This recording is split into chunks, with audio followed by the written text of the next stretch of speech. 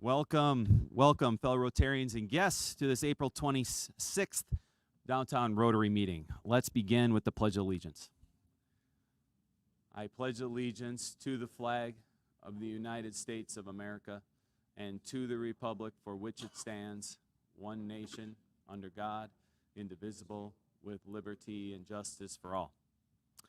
I'd like to now invite up Rotarian Jesse Schmidt, who will facilitate today's invocation.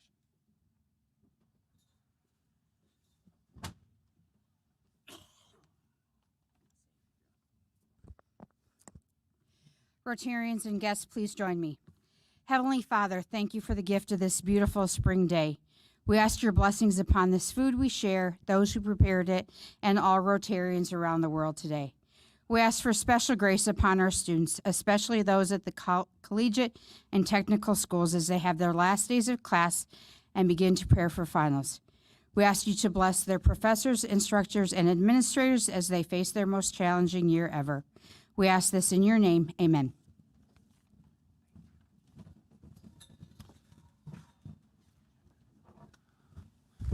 Thank you, Jesse. And we have a great full house today. I would like to now welcome all of the guests of the Downtown Rotary Club to please stand and be recognized, please.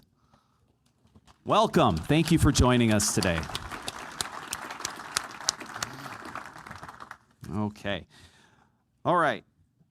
And this is a fun one. It's a little bit of downtown Rotary business. Kathleen McGreevy, Rotarian Kathleen McGreevy, is viewing today, and I'd like to congratulate her and award her with the Paul Harris Fellowship +1 pin. And please recognize her for that. The Paul Harris Fellow +1 comes from her contributions given to the Rotary Foundation. You become a Paul Harris Fellow through club service points or dollars contributed of $1,000, and add a +1 for each additional 1,000 on points and contributions. So please join me in giving Kathleen McGreevy a round of applause for her Paul Harris Fellow. Thank you, Kathleen. And every week we have new inductees, and today is no different. We have two. Knock Thatch will be the first inductee and will be introduced by Matt Paulson.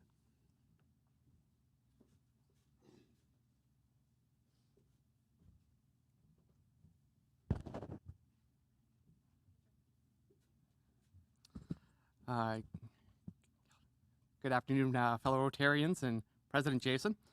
So Knock Thatch is a friend first, but she is a Vietnamese-American entrepreneur raised in Sioux Falls, South Dakota. She's lived here for 30 years now and graduated from O'Gorman High in 2008, where then she went to USD, studied international studies, and she was named an Al Newhart Scholar there. Today, she is the owner and operator of Mixmaker, which is a content production company she started last year. Prior to becoming an entrepreneur, Knock enjoyed a formative career where she was the vice president of communications for My Place Hotels of America. So please welcome Knock.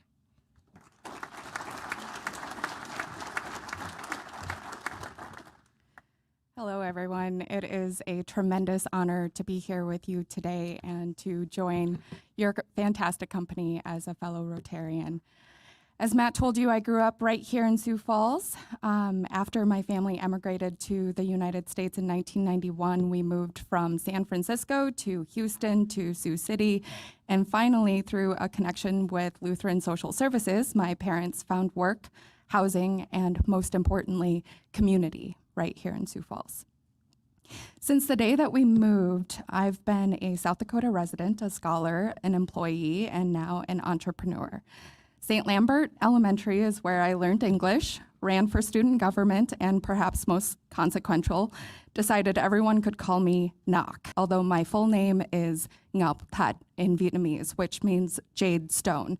I did try and failed to change my name to an American name, but that did hurt my mom's feelings, and I didn't have the skill set to describe what self-branding looked like back then either. But regardless of a funny name, however, my life as a student in Sioux Falls was full of opportunity. As a student at O'Gorman Junior High and high school, my community expanded to support my development as a student, a communicator, and a leader.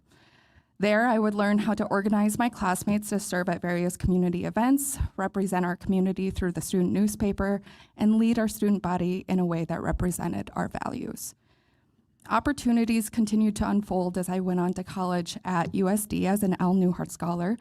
There, I would study international relations, practice journalism, and eventually become an editor of the Volant and the VP of a bipartisan political science league. But in 2010, I had a major life change. My mom experienced her first heart attack and would be unable to work for what ended up being close to a year. Up until that point, I had solely been an academic. I was also my family's biggest investment and felt that their return on investment was due. So I left school, the only real structure and community that I knew, to work a few jobs and support my family for a couple of years then. I managed a restaurant along with a couple of other jobs around the clock, and from the outside, that might sound like a grind, but in hindsight, this was where my education was really applied and where my career began. I learned how to operate a small business and lean on a community in a time of need. I also learned how to apply my unique gifts as a communicator to grow small businesses. This curriculum continued as I went on to work for a boutique law firm in 2014, a car dealership in 2015, and eventually a new hotel franchising company in Aberdeen, South Dakota, which is where I closed the most recent chapter of my life to begin a new one here at home.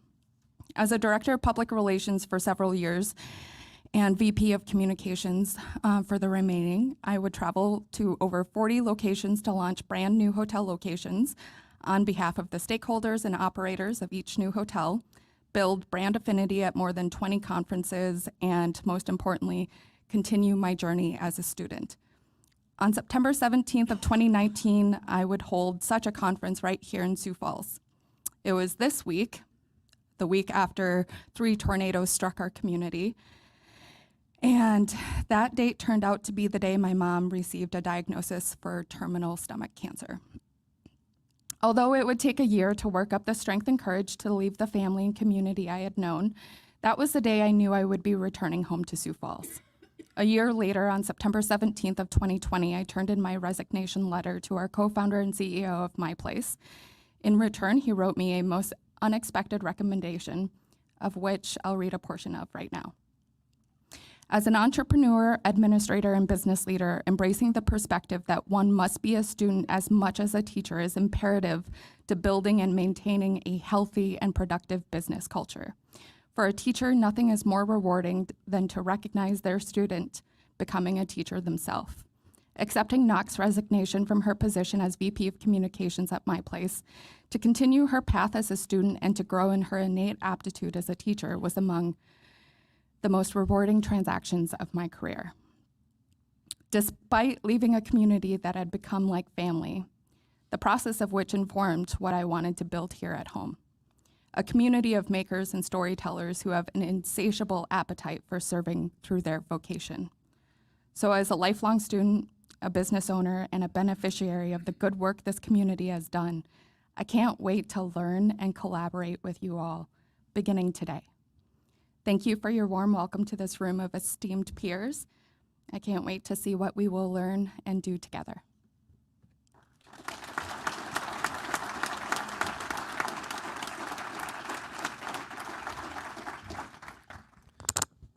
Knock, welcome. And thank you for that very interesting and thoughtful story about your background. We look forward to getting you know more.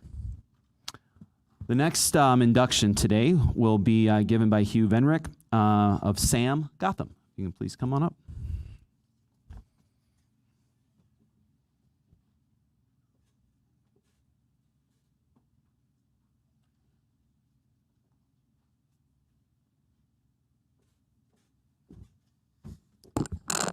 Well, thank you for the opportunity to be here. First of all, Jason, I'd like to say thanks to you and the board for upgrading the way we've been watching and viewing and listening to all the programs. I haven't been to many of these live. I've been watching a lot of them on YouTube and Facebook, and I appreciate that, so thank you. The last time I had a chance to formally introduce Sam Gotham was actually at his wedding. He married my youngest daughter, Elizabeth, so that kind of kicked it off. But so that was in 2017. Sam was an employee at a business that my partners and I were helping. I met him, and he was this intelligent, humble, up-and-coming employee. And I went home that night, and I said to my daughter, I said, "Do you know a guy named Sam Gotham?" She said, "No, never heard of it." And I let it go. So a few months go by, and pretty soon I see my daughter Elizabeth is telling us, she says, "You know, I met this guy named Sam Gotham." And I'm going, "Wow, really?" All right, well, that was in 2017. Fast forward, they got married in 2018. Right before they got married, I liked Sam so well that I invited him to join us at Morgan Stanley. So he's a partner of ours at the Venry Goldman Group at Morgan Stanley, along with Corey Whitey and Dan Goldman. So Sam's been with us since 2018. He's exceeded our expectations. Sam has now, over the last couple years, he's become an airline pilot. He is a certified financial planner, which is a CFP. He's also the branch manager now of the Morgan Stanley office in Sioux Falls. So it's my pleasure to introduce my son-in-law, my favorite son-in-law who lives in Sioux Falls, Sam Gotham.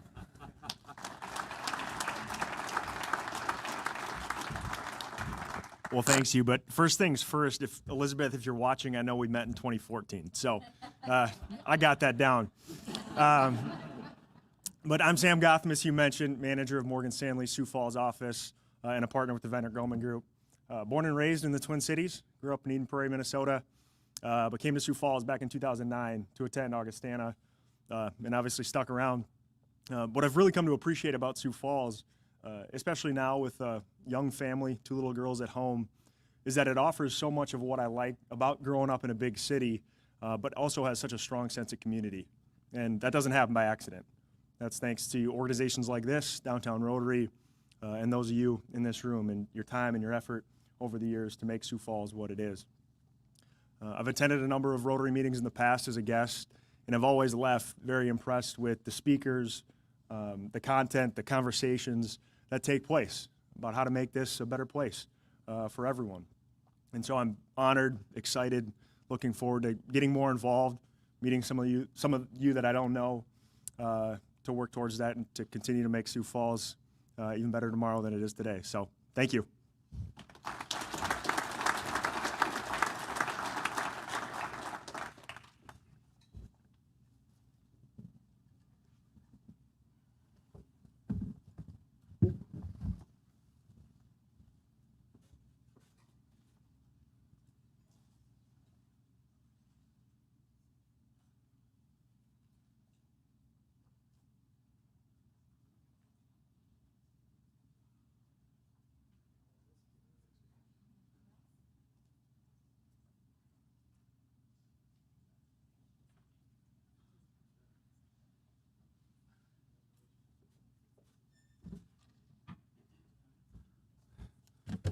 Sam and Knock, welcome to the Downtown Rotary family. We look forward to getting to know both of you more in the future. Okay, now the induction or the introduction of the program today, and none of our panelists or moderator need a lot of introduction, but I will do so anyways. Our moderator today is Dana Dykhouse. Dana has served in the roles of both President and Chief Executive Officer of First Premier Bank since March of 1995. Under Dana's leadership, First Premier Bank's total assets and assets managed have grown from $250 million to nearly $3 billion. Together with its sister organization, Premier Bank Card, the organization has grown from 175 employees to over 2,400. First Premier has been ranked as one of the top 10 performing financial institutions of its size in the nation since 1997 by the American Bankers Association's ABA Banking Journal. Dana currently serves as Build Dakota Scholarship Fund Board Chairman from 2015 to the present. South Dakota Board of Technical Education Board Chairman from 2017 to the present. Northwestern Energy Corporation Board Chairman 2008. Board member of SURF Sanford Lab Lead 2008. board member of the Sioux Falls Sports Authority, board member of Junior Achievement of South Dakota, board of trustees, SDSU Foundation, and past chair of the South Dakota Chamber of Commerce. What don't you do? Dana is a 1979 graduate of South Dakota State University. He and his wife, LaDawn, have 2 children, Dan and his wife, Christina, and Alana and her husband, Josh Bresky, and 5 grandchildren. Welcome, Dana.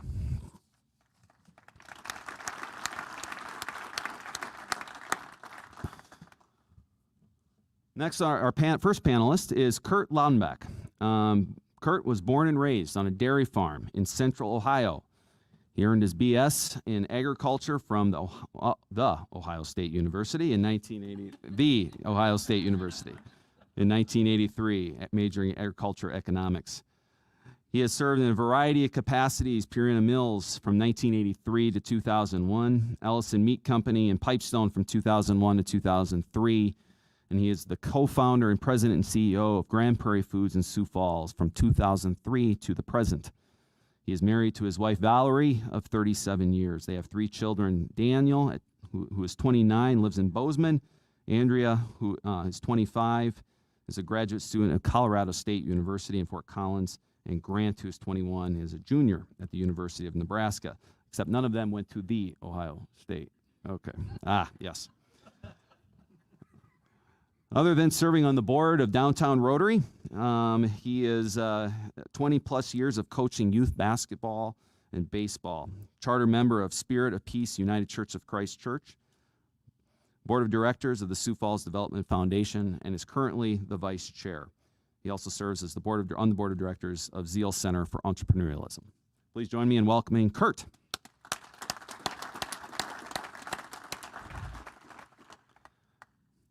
And President Bob Griggs, president of Southeast Tech. Bob Griggs is pleased to lead the overall vision and direction of the organization.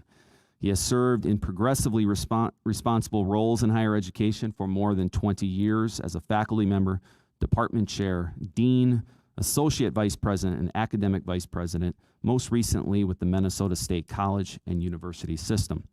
He has been responsible for providing executive oversight and strategic guidance in the planning, development, and evaluation of all aspects of credit and non-credit academic programming.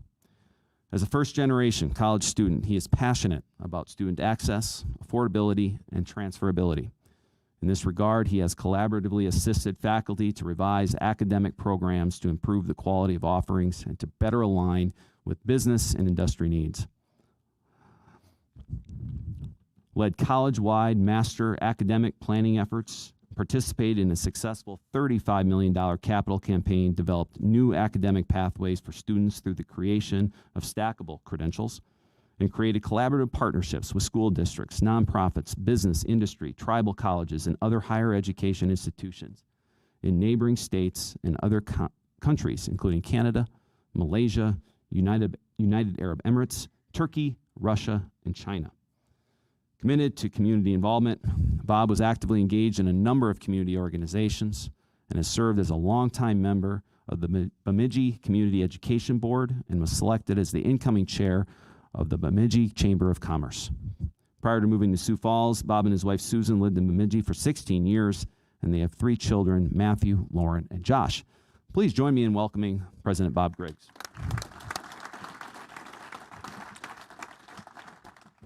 And last but not least, panelist Tyler Hare. He is currently a student at Southeast Tech. He is a graduate of Madison High School in 2016. He attended USD for Health Sciences. His parents worked 3 jobs between the 2 of them and would be classified in middle class. He is in the invasive cardio program and sponsored by Sanford Health. He has 1 younger brother who is attending Lake Area for the electrical program and is a member of the United States military. Please join me in welcoming panelist Tyler Hare for his presence here and for service in our United States military.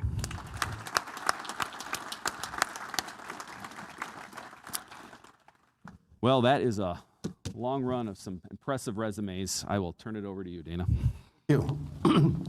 Well, we'll go ahead and get started today. This is a fun day to get to talk a little bit about Build Dakota Scholarship Program. But first, I need to mention, you might have noticed as you walked in, the Southern Illinois Saluki truck was out there. Dan Kipley noted it had 4 flat tires on it. I don't know how that happened, Dan, but the Salukis, I think, won at Grand Forks last week, coming up to Brookings to play us in their final playoff game this year. So tickets are still available, so be sure to get that. Just had to put that in for all you Jackrabbit fans. Well, I thought I'd start today with just a real quick overview of the Build Dakota program. It's something that's truly South Dakotan born and bred. It's an interesting program. About 6 years ago, a number of you might have been at the seminar. Governor Dugard was going across the state talking about workforce development and the need for a larger workforce in South Dakota and how can we get that done. As he traveled from town to town, I got to be on a couple of the panels with him. And after thinking about it, we decided, we have to take action. It's time to take action. I don't know if the rest of you are like me, but sometimes you get tired of studies being done and commentary going on without any action.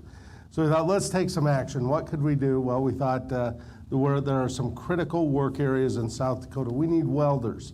We need medical technicians. We need people that can work in those trades that have terrific career opportunities, but may not have the opportunity to get that training, to get that education. I went to the guy that owns our bank, Denny Sanford, and said, here's the concept. We want to put together a full ride scholarship program for people going to our technical universities. He said, we'll do it. He said, I'll give you $25 million, but we need the government to match it. State of South Dakota. I called Governor Dugard, probably the most nervous call I've ever made, and he instantly said, Governor Dugard said, yes, we will do that out of future funds. We will commit $25 million. So we got the program started from scratch. We are headed into our 7th cohort, or our 7th year of the program. And I laid on your table just some of those results, and I'd like to just share those with you quickly before we talk to some of our panelists today. After the first 5 years, we have 1,900 students that are currently working in our state debt-free. They are debt-free, and that's just terrific. One of the caveats we made when we made this program is we said, for you to get a full ride, we need a 3-year work requirement in South Dakota. You need to work in our state, a 5-year work requirement in South Dakota. You need to work for 5 years in South Dakota. If you do not do that, it becomes a loan and you need to pay that back. And that's, we felt that was important. South Dakota was making an investment in young people. We wanted them to make an investment in us. That program has worked very well. We've had a handful, probably a dozen interesting cases. We've had full payoffs of the loan afterwards. We said, well, how did that happen? What happened? We found out that if you're a plumbing and heating contractor in Pipestone, Minnesota, and you want a plumber, you're more than willing to pay that loan off in order to get that employee. That happens from time to time. It's going to happen. What we do is convert that right back into another loan, so it works out very good. All those dollars that become loans get paid right back into the program. So 1,900 students debt-free working in South Dakota in those critical need areas. We did spend some of our money on marketing. We thought it was critical that we get technical schools elevated to the point there should be. This may be an editorial comment, but I think we've done a terrible disservice to the young people of this country today, saying the only way to succeed in our world is to become, you have to go to college. You're not going to succeed unless you go to college. It's been a terrible disservice because so many young people, the technical jobs are so much better than any of those we have out there. My favorite story that we have is of our singing plumber, South Dakotan, that went off and got his master's in opera performance. A master's degree in opera performance, had a ton of student loan debt, wanted to live in South Dakota, raise his family here, and he says, there's not a lot of opportunity for opera performance here in South Dakota. He went to Lake Area Tech, became a plumber. That's why we call him our singing plumber. He now probably makes over $80,000 a year as a plumber and can sing whenever he wants. So it's a great opportunity. We award approximately 300 scholarships a year, and probably one of the most surprising things that we have is we've had over 250 industry partners come along with us now. Industry partners, and we'll talk to one, Kurt, here in just a minute, but industry partners put in a portion of the scholarship and the Build Dakota funds match that. 250 across the state have done that. Our concept as a board when we started this, we knew that we'd have some big employers, Avera, Sanford, 10 or 12, 15 scholarships a year. But we also have this thing that surprised us about South Dakota businesses, and I think it goes to our entrepreneurial spirit, is that we have many ones and twos. People that need 1 or 2 good employees a year, and they help finance their college or their technical training, and they come out and stay with them. 250 across the board right now provide another close to $5 million. Another interesting thing is the governor's money. We spent Denny Sanford's money over the first 5 years, $5 million a year. The governor asked us to put the other money into an endowment. That endowment has now grown to well over $32 million. It's reaching 35. That will continue this program in perpetuity. Denny Sanford committed another $2 million a year for the next 5 years, another $10 million. That plus our endowment earnings, along with our industry partners, we will be having more than $8 million a year going to scholarships for our technical colleges. That's from nothing a few years ago. To give you an example, Lake Area Technical School, before Build Dakota came along, issued about $350,000 in scholarships each year. Now they do close to $3.5 million in scholarships a year. That's the impact it has on the young people. And finally, we'd like to note that Mike Rowe came to South Dakota to look at our program. He was excited about it, traveled around to our tech schools, got to tour what was going on, and now he provides $50,000 a year to the Build Dakota Scholarship Program. Mike Rowe, the dirty jobs guy, if you haven't seen the cable TV program. So that's where the program's at today. We're moving on. It's been a terrific success, and I think a good example of South Dakotans just taking a challenge into their own hands and making it possible. And we have a great group of representatives here. Kurt, I'll let you start out and tell a little bit about how your organization works with the Build Dakota program. So a couple of years ago, we had a young man that had been working for us part-time and was really interested in going back and getting his education, was looking at Southeast Tech. And so we had heard about the Build Dakota program and thought it'd be a nice match because he was in our maintenance department. And in our business, the equipment that we put in today to package food is becoming more and more sophisticated, and it's really just a bunch of little computers and microprocessors in these machines anymore. They're not mechanical like they used to be. And with an aging workforce in our maintenance department, we thought that this was a great opportunity to bring some new blood into the department, and heard about the Build Dakota program. And so we approached the young man and invited him to participate, and he willingly accepted 2 years ago, and he actually will be getting his degree here in another 2 weeks, 3 weeks, whenever graduation is, and is going to be, I was going to say going to be stuck with our company for 5 years, but has the opportunity to grow with our company for the next 5 years. But we do take it a step further than what the state commits. In the spirit of the outlaw Josie Wales, we slice our wrist and shake on it, or our hands, and so we're blood brothers now. So Jonathan's a great young employee, 24, 25 years old, just an awesome young man, has done well in the program, in the mechatronics program, and we're looking forward to building upon his experience. That's great. So, and you plan to continue? We do. In fact, we had started our second young man last year in the Build Dakota program, but unfortunately they don't all work well. He forgot to take care of some business and is not in the program currently, but we intend to, we're one of the onesie twosies that you referred to earlier. Right. We expect to have someone at least one person in the program every year. Well, that's a good point. We hope that we'd have 100% success. We don't have that. We've made some stumbles along the way. Right now we run about 85% of those students graduate and so forth. A lot of different reasons out there. We've tried different programs. We tried a fully online nursing program at Lake Area Tech. Failed miserably. Learned that if you're going to be a nurse, you had probably better be able to interact with people. You can't just do that over the internet. So we changed that program, and so there've been some learning curves as we've gone through this. Bob, you've been at the forefront of that. Maybe some lessons we've learned, how it's worked at Southeast, and what you've done to reach out to the community and business community and really promote the program. Sure. It's been an outstanding program for us.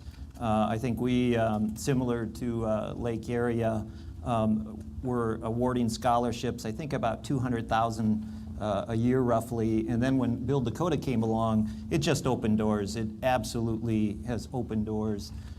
As far as getting industry involvement, I think that's something that we've worked hard on in terms of my time at Southeast Tech. We've had community sector breakfast meetings by different industry sectors. They were sponsored by our foundation board, and through their leadership, they really encouraged the community. We did that with the Chamber, Forward Sioux Falls, and the Sioux Falls School District.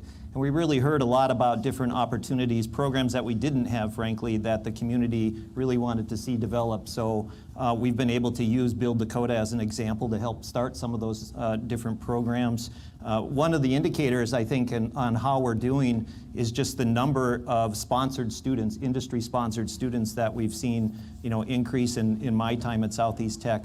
I think the first year I was at Southeast, we had 20 industry-sponsored students.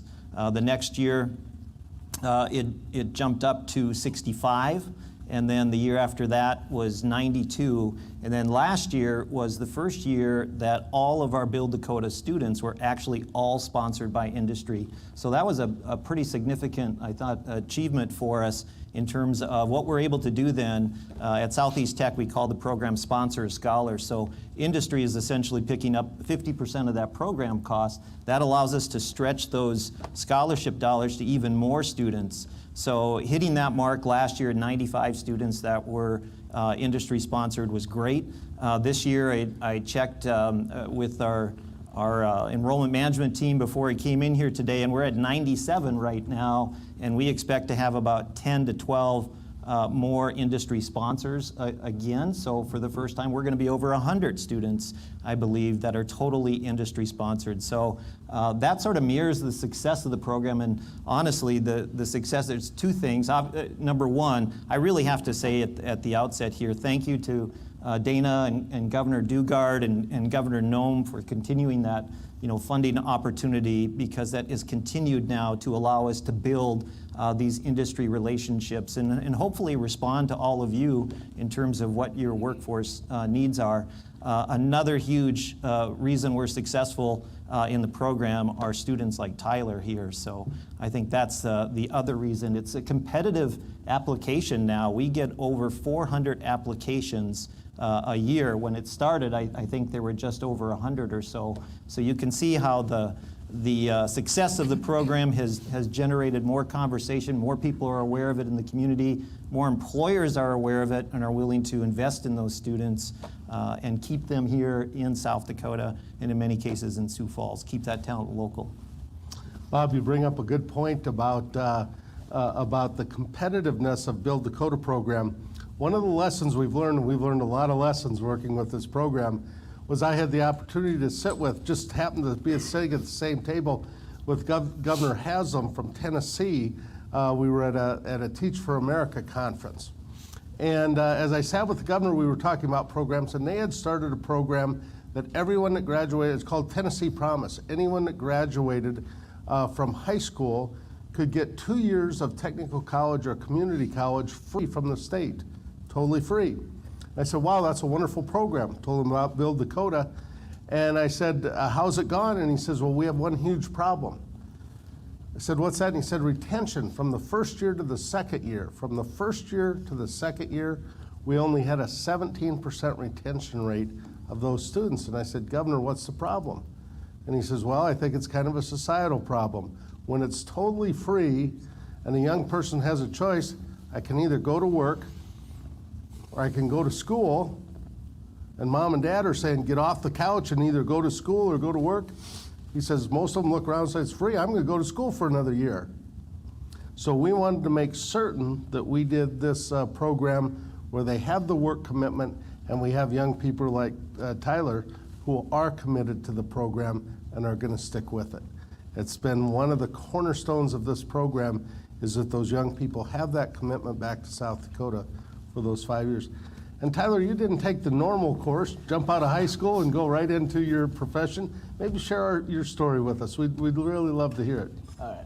Well, I graduated high school in 2016, like said before, and I went to USC. I wasn't really sure what I wanted to do when I went there, so I initially started in the dental hygiene program, got a couple semesters in and applied for that program, didn't get into it, just didn't go well with the interview, whatever. I'm not sure what happened, but moved forward, got to pick health sciences, and I was able to graduate with that pretty well. My GPA was fine, I had good grades and stuff, and then looking as an outlook for my career, I noticed that there's not a whole lot of opportunity that I could find right out of college. I didn't require 3 years of experience in something else, so I was like, well, what can I do now? So my girlfriend and her parents, they lived in Vermillion, so I was over there at their house a lot, and they helped me find Southeast Tech, and they found this program, and I was like, well, sounds like a good enough opportunity. And I checked it out, went on a tour, and I really, really fell in love with the place. I met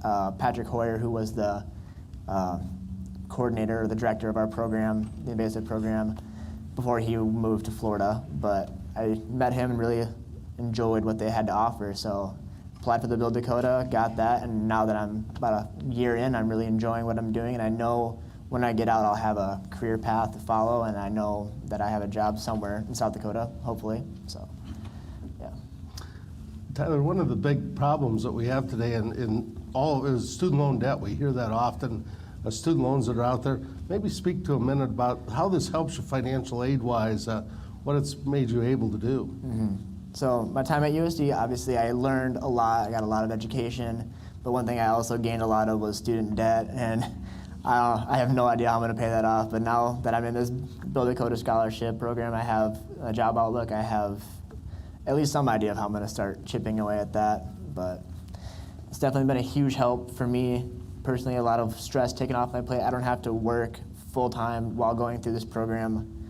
I can kind of focus more on my studies, make sure I'm getting the right grades, making sure my head's on the right way, not losing my mind over these finals that are coming up. I have time to study for them, so it's been a huge blessing going forward that I can't say most people have, but it's just nice. It's been huge for me, honestly. Thank you. Bob, one of the things in health sciences that we often talk about is the progression of degrees. Many of our nurses may start as an LPN and then move on to the next level and the next level.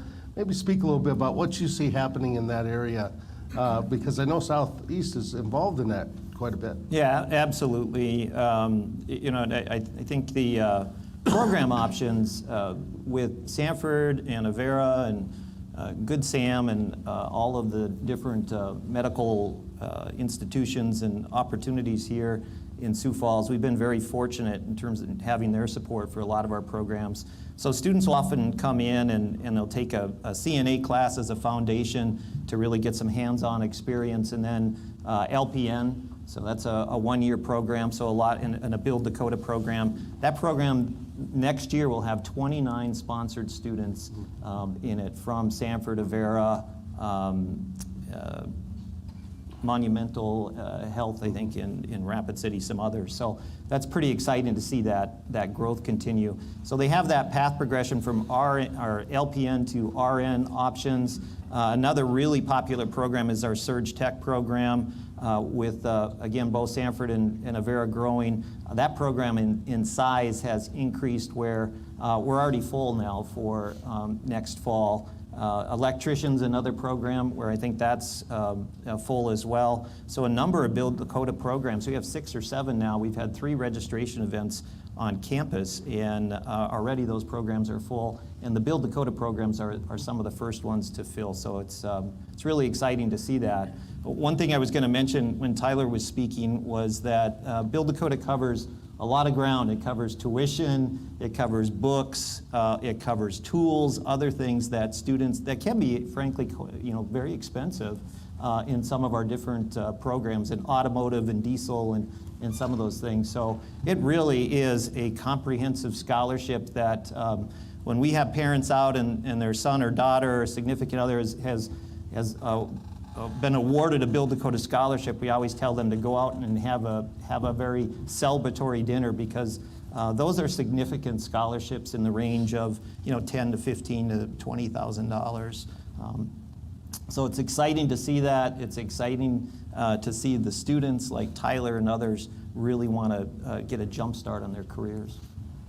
If you really want to have fun someday, Bob does something that's unique. You've heard of signing day when they sign up, when athletes sign up for scholarships, whatever. Bob has a Build Dakota signing day where all the young people that give Build Dakota, they all gather. There's a long line of them, and they all sign up for their scholarship, and they all get their Southeast cap. It is a fun day to see the smiles on those faces. And I always like to share with those young people at that time, and I get to speak at a number of the commencements. The misconception about the trades, I think, is really the fact that those are the young people that will be the backbone of our economy here in South Dakota. If you look at some of our major businesses, and whenever I'm giving this speech, I say, you may be graduating today, as Bob says, an electrician. But Dick Muth from Muth Electric, who now has hundreds of employees and dozens of locations across the upper Midwest, was the first graduate of Mitchell Votech. He was the first graduate of Mitchell Votech. Many of you know Greg Carmen. Greg Carmen with Midwest Rail Car, one of the backbone industries in one of the largest rail car repair services in the United States, started with a welding degree and welding on old boxcars in back of the old Morales plant. And today he has that success. So what we want to do is provide those young people with that vision of what they can accomplish. Kurt, you've done a lot in your life, entrepreneur, started a business. How does that background help these young people, and how do they get that vision of what can be? They're not just going to have that trade that they currently have. Yeah, it's a really excellent question. You know, as entrepreneurs, and again, my wife and I are co-founders of the company, and we try to instill in all of our people that, you know, you're just small entrepreneurs in waiting. And we really try to give them the tools to become problem solvers and think critically and just, you know, take care of business without having to, you know, come to one of us, a supervisor or otherwise, to help get their job done. And I think that's really one thing that's helped with Jonathan in the program, is that, you know, it's created an opportunity for him to learn and develop those critical thinking skills, so that, you know, when there are issues to be resolved at the production floor level, they just learn to figure it out instead of relying on others. And so as a business owner, that's the type of spirit that we try to instill in our employees, and that is just, you figure out things, and you know, it's okay to make a mistake, but just learn from that and make sure you're doing the best you can to fulfill the needs of the job. And this program has really helped us do that. Thank you. One last thing before we take questions, I'd like to just leave you with one final lesson learned. It's about how things operate the best. You know, when we first came up with this concept of Build Dakota, and I hope I'm not stepping on any toes about a government and bureaucracy, but it was first going to be handed off to the Department of Education or the Board of Regents, and what they like to do is control everything, have everything controlled centrally. All the applications were supposed to, and we said no. We have a great board members of businessmen throughout the state. We said no, the place to put that decision making is in the hands of Bob Griggs and the professionals at each one of the schools. So you will see that each school does it a little bit differently. Each school does their program a little bit differently, but it's uniquely matched to what their skills are. And when it comes time to select who those students should be, rather than doing it in a central location, it is best to give it in the hands of those people that are on the front line, interviewing those young people and knowing who can do it. And it's been one of the cornerstones of this program. Let the professionals do their jobs. We work on raising money. They work on handing it out, getting it awarded in the proper way. With that, we'll have any questions from the audience about Build Dakota?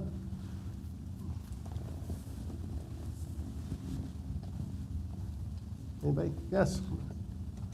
Thank you to all of you. First of all, why you guys can have this program? I have 5 years graduated in college and I still people. And my question is really, do we reach out to the diverse population and the community in this program? Because most of those people are struggling to pay for a college. I might just speak to that real quickly. Both of our Build Dakota scholars are immigrants. First generation immigrants, families, and we do envision it as a significant tool to help that population grow and develop in our community. So that's our contribution to it. I'm really proud of a couple programs that we started. 2 years ago. So the first one was with called Classrooms to Careers with the help of Sanford, First Premier, and the City of Sioux Falls. And that was for first-generation low-income minority students. And they had to be recommended from, and we started with Sioux Falls high schools, and recommended from high school counselors. Started at Washington High School with the pilot group of 24, I think, that started in that group, and providing an opportunity again, and then linking them to the Build Dakota Scholarship, I think has really made that successful in terms of a pathway where a lot of students don't see that they have that option. We also continued that program with the Avera Academy, and something actually Kello just had a news segment over the weekend on both of those programs and the good work that they're doing. What's exciting for us again is it's opening doors, it's providing greater access, it's creating more pathways, and these are students that I think the Sioux Falls School District has historically had about a 34% of the student population that doesn't continue on into any form of post-secondary 2-year or 4-year. And if you look at those numbers a little bit more closely, what you see is it's that group, it's that first generation low-income, minority students that don't see that as an option at this point. So I think we're working hard, and with great support again of Build Dakota, of business and industry, we're able to hopefully increase and provide more access going forward here. Any other questions? Yes. I'd say it's a testament to the program. At Dakota Abilities in our LPN program, there's 29. We're actually sponsoring 2 of those this year. Yeah. And one was we've been beating our heads trying to compete against the Sanford Averas, but at the same time, we looked at it as an opportunity. And of those 2 scholars, one is a way for us to encourage our staff to further education. And so one is coming from our ranks who applied, was accepted into the program, and is one of the recipients, and the other was new to us. And through work that Stephen did, he's sitting back here. We have classrooms that are coming to Dakota Abilities to do some of their clinicals as well. So it's just a wonderful opportunity to build relationships and provide opportunities to a lot of people. So thank you. Thank you. Thank you. Other questions? Anyone? Yes. Is it Tyler? Yeah. I admire your composure, first of all, sitting in front of all of us. It's a little nerve-wracking, honestly. I'm sweating up here. I don't know if it's just come hot or. You're probably less nervous than I am right now asking this question. What's the process for the application? What's your relationship? Do you have a corporate sponsor or a partner? And just can you describe that whole process for us? Yeah, so it was like an online application. It's a couple pages. You fill out all your personal information, all like your background, like your parental wages and that kind of like what your parents made and all that stuff. And I am sponsored by Stanford right now. So once I graduate in next spring, I'll be working for them hopefully for 3 years. But they go through a first round process of your application. They fill it out and they see if you're a right fit. And then I got a call pretty quickly, honestly. I think usually it goes a couple phases maybe to like really filter it down. But the thing about my program, there's not very many people that want to be in it. So it's pretty easy to get into it. So yeah, we had my interview. Tyler's being modest. It's a very difficult program. It's hard, but there's not very many of us, so it's close knit. But yeah, so it's application, then your interview, and then you get I got a call about like a month or 2 before school started. Asked me if I wanted to be a Build Dakota Scholarship, and I of course said yes because I was like, yeah, free school, all right, got it. But yeah, ever since then it's just been awesome. So I think that answered your question. I'm not sure. Okay. Yeah, so students will provide an application form, and then by, again, industry sector. So if it's an electrician, different areas that they identify where they have that interest, and then we will connect them up to the employers that are sponsoring Build Dakota. And then those employers actually interview the students to see if they're a good match or not before awarding the scholarship. So that's one of the lessons learned, and I think a process that's been refined over the last few years. Thank you. And Bob and I have worked on legislation this last session in Pier. And so through those conversations, and we had a bill that made it most of the way there, not quite all the way, but we have another opportunity this next year with some federal dollars. Can you talk a little bit about the success of your program in terms of, I know you gave information to one of the legislative committees regarding the number of applicants and the number of seats that you can actually fill, because that's kind of our next thing that we're looking to from the Chamber's perspective, is how do we partner and open up more seats? Thanks. Right. Yeah, thank you, Deborah. So for LPN as an example, I mentioned it already filled in terms of the applications. We had in February during the legislative session, we just pulled it, and for 60 spots for our LPN program, we had over 360 applications for those 60 spots. And so it's becoming, and it isn't unique, I guess you could say the same thing about RN, our Surge Tech program, similar numbers. So the demand in terms of industry providing the scholarships, hiring these students is there, the interest is there. Build Dakota helps facilitate that and provides, again, a way for financially these students to reach their career goals. So it's exciting to see that. The legislation we had was to provide, there's some space. New Tech High is moving to the new school, Jefferson High, right behind our campus, so we're excited about that. But that opens up some space on our campus that we were looking to purchase from the school district that would allow us to expand our healthcare programs to meet, again, area workforce needs. So we made some progress. We're going to keep our fingers crossed and make another run at it here again next year. I can see by our time it's about time to wrap up. I want to wrap up with one final thing, put a little plug in. As you know, you may have read in the news that we have another scholarship program coming, where you brought up the point of people without modest economic means. We have been the only state in the 50 states without a needs-based scholarship program. And as you know, the past year, the legislature passed a $50 million bill that will go into an endowment with the Community Foundation. Denny Sanford is providing $100 million.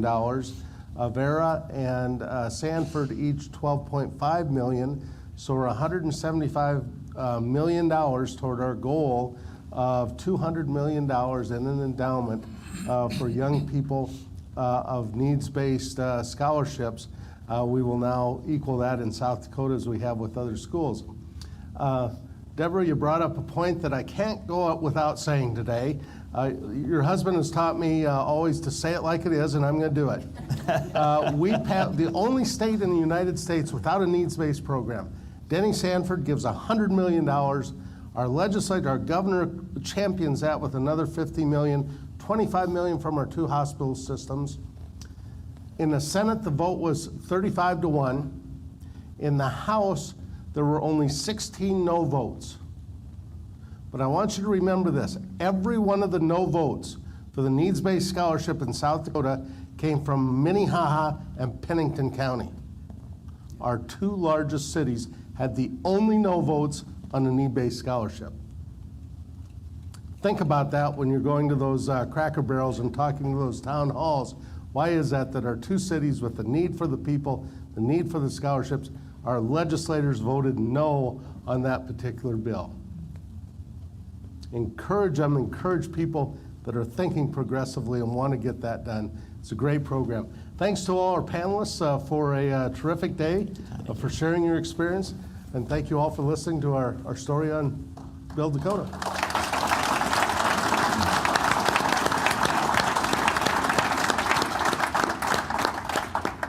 Dana, Kurt, Bob, and Tyler, thank you for joining us today. And Build Dakota, just an example of problem solving. And the needs-based scholarship, again, problem solving. And I'm going to let Dana, his last remarks, sit as the last important comment for this meeting. Please join us next week where we will be joined by Bill Gasson and Micah Aberson from Sanford Health. Everyone have a great week. Thank you. Thank you, Kurt. Thank you. Enjoyed it.